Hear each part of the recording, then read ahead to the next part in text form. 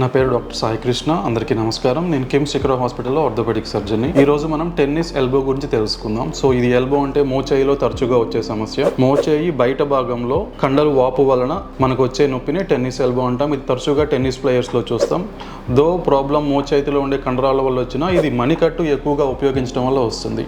So మణికట్టు బయటకి అని మనం ఏదైనా పని ఎక్కువగా చేసినప్పుడు అంటే టెన్నిస్ రాకెట్లో షాట్స్ కొట్టేటప్పుడు మోచేతిలో ఉండే కండరాలు ఎక్కువగా పనిచేస్తాయి ఈ మూమెంట్ కోసం. దానివల్ల ఇక్కడ వాపు చేరి మనకి నొప్పి అనేది వస్తుంది. బట్ ఇది టెన్నిస్ ప్లేయర్స్లోనే కాకుండా మణికట్టుని ఎక్కువగా వాడే ప్రతి వారిలో ఈ ఇబ్బంది రావచ్చు. ఫర్ ఎగ్జాంపుల్ పెయింటర్స్, వడ్రంగి వాళ్ళు, ఈవెన్ సాఫ్ట్వేర్ ఎంప్లాయీస్లో కీబోర్డ్ టైప్ చేసేటప్పుడు మణికట్టును కొంచెం వెనక్కని మనం పనిచేస్తాం.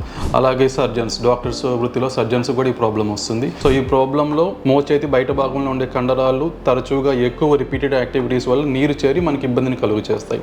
సో దీనికి ట్రీట్మెంట్ అనేది రెస్ట్ అనేది పూర్తిగా పనిచేయదు. ఎందుకంటే మనం మణికట్టుని ఖచ్చితంగా తరచుగా యూస్ చేస్తాం. సో దీనికి ఏంటి అంటే మనకు ఒక రకమైన బెల్ట్ ఉంటుంది. దీన్ని కౌంటర్ ఫోర్స్ బ్రేస్ అంటారు.